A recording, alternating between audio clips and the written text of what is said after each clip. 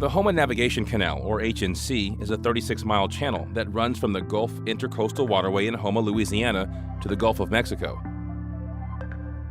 Effectively, the HNC is the interstate that allows manufacturers and service companies to serve the offshore oil and gas industry, creating thousands of jobs and generating billions of dollars of tax revenue.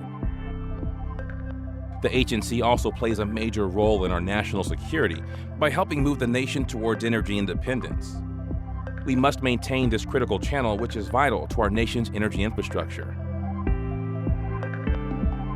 In 1964, Congress mandated that the U.S. Army Corps of Engineers maintain the HNC's federally authorized depth of 15 feet.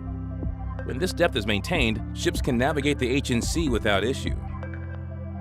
Unfortunately, over the last 2 decades, federal budgets have failed to sufficiently fund the Corps for this maintenance mandate, and this funding gap continues to widen.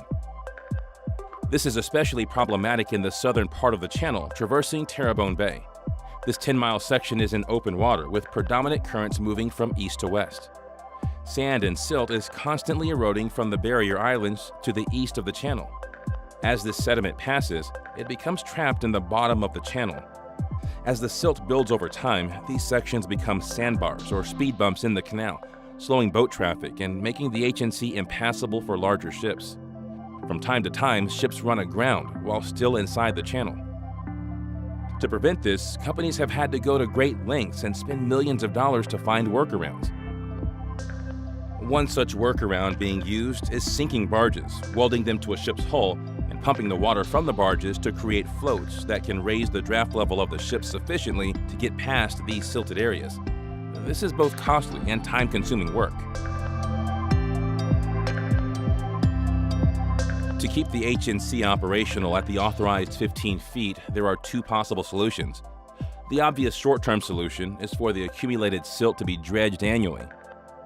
This concept has been followed for the past several decades, but the funding is so inconsistent, it forces the port to look for other solutions.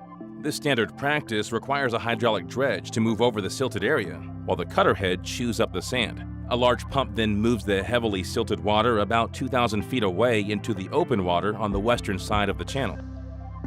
The annual maintenance need is estimated at around $3 to $4 million, but only around $1 million annually has been provided.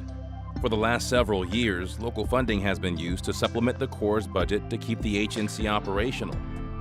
This pulls badly needed dollars away from providing critical services, such as police and fire protection. The long-term or permanent solution is to build a barrier that could capture the silt and sand on the eastern side of the channel, preventing it from settling in the channel in the first place. While this would require a much larger upfront cost, it could save millions of dollars over time and would provide the further benefit of reducing the speed of land loss along this section of the Louisiana coast, while creating a source for material to replenish the barrier islands that is easily accessible. Either solution would make a huge impact on the economic health of the region. Without implementing either solution, however, uncertainty looms. As costs to deal with an HNC that is not properly maintained increase, companies are reevaluating investments in the region. Without action, Terrebonne Parish, the state of Louisiana, and the entire country stand to lose this large manufacturing and industrial base to other countries and cripple our path to energy independence.